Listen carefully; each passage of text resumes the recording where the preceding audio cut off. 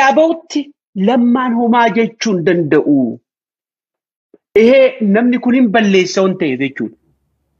Amma immoo ala jiraa maan dubbanne kan jedhu kuni he waiting for the right time. Lammaan waa jechuudhaaf. Amma immoo yeroo lammaan dubbatu sun hin geenye isatu beeka. Garuu namni kun goota waan ta'eef amma lubbuun isaa jirtu. Okay, amma beewaa tokko beekuu qabdan uummanni Oromoo.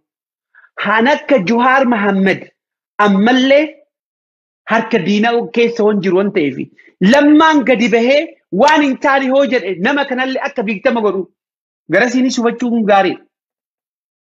Kanas hubachuu dubbiin wal jala jirti waan ta'e wal qabaa jirti waan ta'e gaafa aduu keessa jiru gaafa Jawar Mohammed waa jechuu danda'u lammaan akka leenca ta'e dubbatee ture. Lammaan cal jechuu lammaan isaa sunuu akka dubbii ta'e Oromoo keessatti onneedhaan Jawar haasaa ture. Lammaan akka ambootitti hiree argateef biyya alaa bahee hoo waa jedhe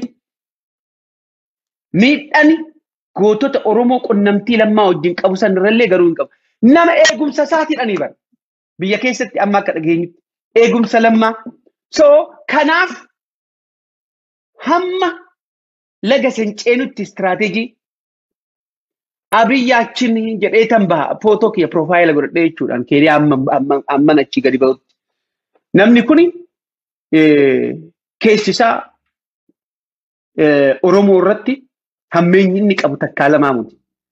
Ani immoo iyyuu eenyummaa isaa as taa'ee waan himeef haala jiru san keessatti hoona argate nama sijjeessuu hin beeku. Eenyu akka sijjeessu illee hin beeku.